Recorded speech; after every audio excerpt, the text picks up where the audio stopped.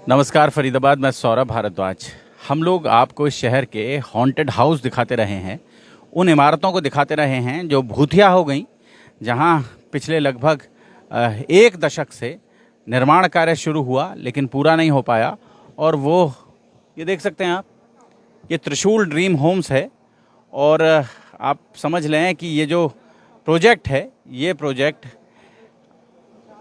NCLT में case चल रहा है, खरीद फरोख्त बंद है। और जिन बायर्स ने केस के डॉक्यूमेंट जमा नहीं कर रखे हैं और जिन्होंने क्लेम नहीं किया है, वह जल्दी ही अपना क्लेम सबमिट कराएं और ज़्यादा जानकारी के लिए दिए गए नंबरों पर संपर्क करें। आप सोच सकते हैं, एक बड़ी लड़ाई अनिल गुप्ता, जगप्रीत सिंह, गौरव गुप्ता, अंकुर गोयल, मनमोहन खन्ना, प्रदीप खन्ना और ऐसे ही लगभग 800 बायर्स लड़ते रहे यहाँ मकान पाने के लिए। ये फरीदाबाद का पहला अफोर्डेबल प्रोजेक्ट है। और बात करेंगे, ये देख सकते हैं आप, तमाम लोग आज यहाँ पहुँचे हैं। शनिवार है और शनिवार को छुट्टी होती है और तमाम लोग यहाँ पहुँचे हैं। अनिल जी हमारे साथ हैं, बात करेंगे उनसे। अनिल जी, सबसे पहले तो ये बताएं, क्या है ये पूरा मामला, थोड़ा समझा दें। सर, ये फरीदाबाद का फर्स्ट अफोर्डेबल प्रोजेक्ट है जो फरीदाबाद के अंदर एसआरएस ड्रीम होम्स के नाम से लॉन्च हुआ था। और जो ये प्रोजेक्ट हमें ड्रॉ के द्वारा हम सभी अलॉटीज को ये फ्लैट अलॉट हुए थे, उस ड्रॉ के अंदर हुड्डा भी शामिल था, डीसी ऑफिस के नुमाइंदे भी शामिल थे और प्राइवेट बिल्डर भी शामिल था। इसके बाद 2016 में इस प्रोजेक्ट को त्रिशूल ड्रीम होम्स ने टेक ओवर कर लिया था। जब डिमोनेटाइजेशन हो गया था इसको, उससे पहले ही त्रिशूल ड्रीम होम्स ने इसको टेक ओवर कर लिया था, जब ये एसआरएस संकट में आ गई थी। एसआरएस संकट में आ गई थी। इसका फर्स्ट लाइसेंस था फरीदाबाद के अंदर, अफोर्डेबल के अंदर, लाइसेंस नंबर 58/2014। उसके बाद आपको तो फाइल भी पूरी याद हो गई होगी। बिल्कुल सर, टिप्स पे है मेरे तो सारी चीजें। बड़ा संघर्ष किया है आपने, लंबा सर, पिछले 6 साल से हम इन बायर्स के लिए संघर्ष कर रहे हैं, क्योंकि मेरी ताकत ये बायर्स ही हैं। अगर हम सब एकजुट रहेंगे तो इस प्रोजेक्ट को कहीं भी ले जा सकते हैं, क्योंकि अब जो बिल्डर है मौजूदा, वो हम बायर्स में भी फूट डालने की कोशिश भी कर रहा है, पर लेकिन हम कोई भी बायर्स उसके झांसे में नहीं आ रहे हैं। क्योंकि जैसे ही त्रिशूल ड्रीम होम्स ने इसको टेक ओवर किया, उसके जस्ट बाद ही डिमोनेटाइजेशन हो गया। डिमोनेटाइजेशन होने के बाद इसमें जो एक्चुअल बायर्स थे 336 केवल वो रह गए। और टोटल फ्लैट कितने हैं? टोटल 816 फ्लैट हैं जी इस सोसाइटी के अंदर। सारे 2 BHK? सारे 2 BHK हैं, 7 टावर्स हैं। केवल 3 टावर का ये स्ट्रक्चर खड़ा है जी। उस समय, जिस समय इन्होंने जमीन परचेज की थी, केवल 2 करोड़ रुपए पर एकड़ की थी और ज़्यादा से ज़्यादा 10 करोड़ रुपए इन तीनों टावरों में लगा हुआ है। जबकि हम बायर्स इन बिल्डर को 42 करोड़ रुपए दे चुके हैं। अच्छा, जो 300 बायर्स रह गए, 336 बायर्स ने इनको 42 करोड़ रुपए दे दिए सर। 2018 में ये कहते हैं जी डिमोनेटाइजेशन के बाद उसका मनी का फ्लो कम हो गया, इसलिए हम ये कंस्ट्रक्ट नहीं कर पा रहे। फिर ये अपने साथ लेके आए मिस्टर प्रदीप कुमार जैन को। Pradeep Kumar Jain is also a financer and its partner, जो ऑलरेडी त्रिशूल ग्रुप होम में थे। सुरेश अग्रवाल, दीनदयाल अग्रवाल और हरीश अग्रवाल, वो लेके आए प्रदीप कुमार जैन को, जिसमें से 48.5% शेयर तभी इमीडिएट प्रदीप कुमार जैन ने अपने पास प्लेज कर लिए, गिरवी रख लिए, और 25% शेयर अपने पार्टनर पवन कुमार जैन को दिला दिए। करीब करीब 73.5% शेयर मिस्टर प्रदीप कुमार जैन के पास थे। हम सब बायर्स ने मीटिंग की, ये सब बायर्स उसके गवाह हैं कि उन्होंने कहा था कि सर दिन रात मैं काम चलाऊंगा इस प्रोजेक्ट के ऊपर और आपको 1 साल के अंदर डिलीवरी दूंगा।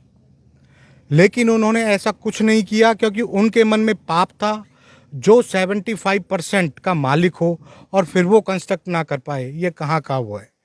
उन्होंने हमारे साथ बेईमानी की। उन्होंने क्या काम किया कि अपने फर्म से, जो उनकी प्राइवेट कंपनी थी क्रिस्पो फाइनेंस के नाम से और श्री फाइनेंस के नाम से, त्रिशूल ड्रीम होम्स को 2.83 करोड़ का लोन दिया और उस पर TDS काट लिया। खुद शेयर होल्डर हैं और अपनी ही कंपनी को लोन दे देते हैं।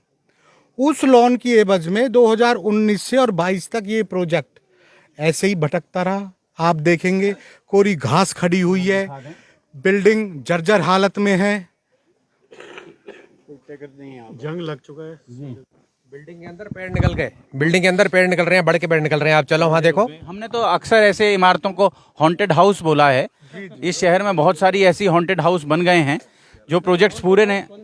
हाँ वो देखिए जी हॉन्टेड हाउस की तरह लग रहा है ना आपको? जी तो हॉन्टेड हाउस ही है सर। आप बिल्कुल, आपका कहना बिल्कुल सही है। जी। उसके बाद क्या हुआ अनिल जी? उसके बाद मिस्टर जैन ने क्या काम किया कि 2012 में एनसीएलटी में अपनी ही कंपनी के थ्रू, जो आल्सो एक शेयर होल्डर भी है और 75% का मालिक भी है, उसने एनसीएलटी में एक त्रिशूल ड्रीम होम्स के खिलाफ एक पेटिशन फाइल की। उस पेटिशन में वो क्लेम पेटिशन अपनी एडमिट करा ली, इंसॉल्वेंसी में ले गया, और एक आईआरपी जो उन्होंने अपनी पेटिशन में दे रखा था, मिस्टर अजय कुमार अग्रवाल जो कलकत्ता से बिलोंग्स करते हैं, उनको आईआरपी एडमिट करा दिया। और एक मिस्टर कपिल देव धीर, क्योंकि हम बायर्स 336 हैं, जो हमें रिप्रेजेंट करे हमारा आरपी कपिल देव धीर जी को करा दिया। वो रोहतक से बिलोंग करते हैं। ना तो हम कलकत्ता जा सकते हैं उनसे मिलने, ना हम बायर्स रोहतक जा सकते हैं आरपी से मिलने। हमारी बात सुने कौन? उन्होंने एज पर लॉ इसकी नोटिफिकेशन निकलवाई और क्लेम मांगे। हमने क्लेम फाइल किए। हमने करीब 225 क्लेम फाइल किए, जिसमें से हमारे करीब 80 क्लेम्स इन्होंने रिजेक्ट कर दिए या उस पर क्वेश्चन मार्क लगाकर होल्ड कर दिया, क्योंकि वो आईआरपी इन क्लेम को पास कराने की एवज में या तो पैसे मांगते हैं या फिर वो करना ही नहीं चाहते, क्योंकि वो मिस्टर जैन से मिले हुए हैं। जो मिस्टर जैन कहते हैं वो ही वो काम करते हैं। हमारा जो रिप्रेजेंटेटिव है मिस्टर कपिल देव धीर, जो हमें रिप्रेजेंट करते हैं सीओसी की मीटिंग में, वो भी हमारी बात नहीं सुनते हैं। मतलब एक आप ही के बीच से किसी ऐसे आदमी को जो नूरा कुश्ती हो रही है, मतलब ये जी समझिए। जी बिल्कुल बिल्कुल। और ये देखिए सर, मजे की बात यह है कि हम बायर्स का 42 करोड़ रुपए लगा हुआ है, हमारी कहीं सुनवाई नहीं है। जिसका 2.83 करोड़ रुपए लगा हुआ है वो हम सब पे राज कर रहा है। अजीब सिचुएशन चल रही है जी, कि जिसका 3.25 करोड़ रुपए लगा हुआ है वो 42 करोड़ रुपए वालों को मात दे रहा है। क्यों? क्योंकि सारा सिस्टम उन्हीं का है, पेटिशन उनकी एक्सेप्ट हुई, आईआरपी उनका, आरपी उनका, एडवोकेट उनका। बायर्स की कहीं सुनवाई नहीं है। हमने इनके खिलाफ ईओडब्ल्यू में गए, हमारी 11 एप्लीकेशन वहाँ पेंडिंग है। इनके खिलाफ 3 एफआईआर दर्ज हुई, अभी तक रिमेनिंग 8 एफआईआर भी दर्ज नहीं हुई, और जो 3 एफआईआर दर्ज हो रखी हैं उन पर भी कोई कार्रवाई नहीं हुई, और जो ये डायरेक्टर हैं अभी तक अरेस्ट नहीं हुए। अब ये क्या चाहते हैं इन्होंने, बिल्डर्स ने खुद, क्योंकि सारा डाटा बिल्डर्स के पास अवेलेबल है, उसने एक अलग ग्रुप बना दिया हम बायर्स का, ताकि ये बायर्स कंफ्यूज हो जाएं और एक ट्रैक पर ना चल सके। क्योंकि बाय प्रोफेशन में एक एडवोकेट हूँ, सारी स्थिति पर नज़र रखे हुए हूँ। ये कोई भी ऐसा स्टेप लेते हैं जो हमारे अगेंस्ट है, मैं उसको इमीडिएटली कैच कर लेता हूँ और उसका रिप्लाई फाइल इमीडिएटली कर देता हूँ, जिससे कि ये आहत में है और आरपी को अकॉर्डिंग टू आईबीसी एक्ट के तहत हटना पड़ेगा। और उसने सीओसी मीटिंग से पहले 5 डेज का वो देना पड़ता है एजेंडा मीटिंग कॉल करने के लिए, लेकिन इसने 48 आवर्स उसे अर्जेंट मीटिंग में कन्वर्ट कर दिया। और जबकि जो प्रोसेस है कि आईआरपी को चेंज करने के लिए हम 48 आवर्स से पहले आईआरपी के पास ही एप्लीकेशन मूव कर सकते हैं, वो भी हमने मूव कर दी, लेकिन वो उसको एक्सेप्ट ही नहीं करते। और साथ में हमने 180 बायर्स के अथॉरिटी लेटर उनको सेंड किए, क्योंकि मैं एसोसिएशन का प्रेसिडेंट भी हूं और इन सब ने मुझे अपना अथॉराइज रिप्रेजेंटेटिव भी बनाया है, जिसके रिगार्डिंग वो उनको एक्सेप्ट ही नहीं करते हमारी उसको, और रिजेक्ट कर देते हैं। अब इस सिचुएशंस में ये बायर्स क्या करें? वो इसको टेक ओवर करना चाहता है, किसी को एनिमिटीज़ नहीं देना चाहता है, केवल ये कहता है कि इन 3 टावरों को ही मैं कंस्ट्रक्ट करके और इलीगल पोजेशन दूंगा आपको, क्योंकि अफोर्डेबल पॉलिसी है कि आपको पार्ट ओसी नहीं मिलेगी। अब आप बताइए, मिड की 3, 4 और 5 2, 3, 4 टावर का स्ट्रक्चर खड़ा है। A1 नहीं बनी है, 5 नहीं बनी है, 6 नहीं बनी है, 7 नहीं बनी है। जो रेजिडेंट यहाँ रहेगा उसको एनिमिटीज नहीं मिल पाएंगी, तो वो कैसे यहाँ सरवाइव करेगा? कनेक्शन नहीं जुटेगा, उसको बिजली के कनेक्शन नहीं मिलेंगे, उसके लिए पानी नहीं आएगा, नहीं, पूरी सिक्योरिटी का अरेंजमेंट नहीं हो पाएगा। क्या इसका लबोलुबाब क्या है? अब अनिल जी क्या हुआ, क्या है इसमें, ये बताइए। अब लबोलुबाब ये है जी, IRP हमारे कहे में नहीं है, RP हमारे कहे में नहीं है, और मिस्टर जैन ताल ठोक के कहते हैं कि प्रोजेक्ट तो मैं करूंगा, मैं देखता हूं ये प्रोजेक्ट मुझसे कौन छीनता है, क्योंकि तुम्हारे पास ना पैसा है, ना पावर है, ना एडवोकेट है। क्योंकि हम बायर्स इकट्ठे होंगे नहीं, हमारे पास कंट्रीब्यूशन के लिए पैसे नहीं है, पर लेकिन ये नहीं जानता कि एकता में बहुत ताकत होती है।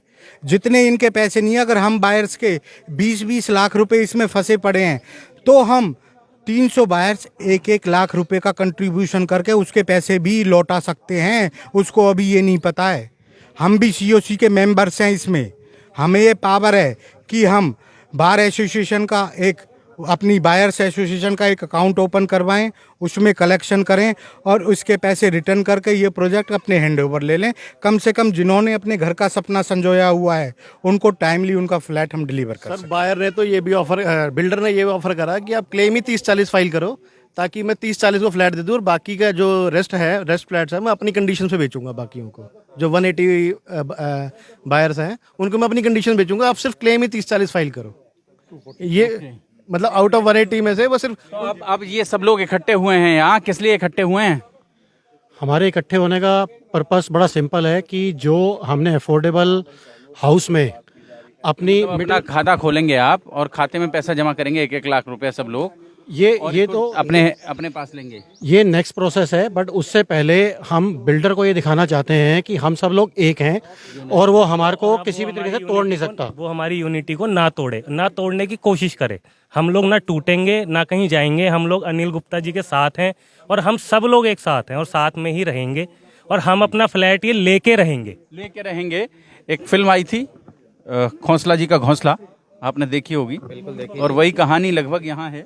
9 साल हो गए जी, हमने 20-20 लाख। क्या नाम आपका? मेरा SK बत्रा नाम है जी। और 9 साल हो गए यहाँ पैसा लगाए मेरे को, और वो मेरी 52 साल की कमाई थी कि मेरे को मेरे रिटायरमेंट में मेरा शायद एक फ्लैट मिल जाएगा और मैं आके उसमें रहूंगा।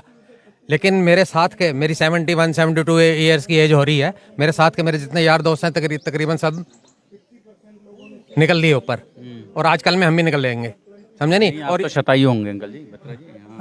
अभी तक वो मतलब कोई उम्मीद ही नहीं है कि कभी हमें फ्लैट मिलेगा।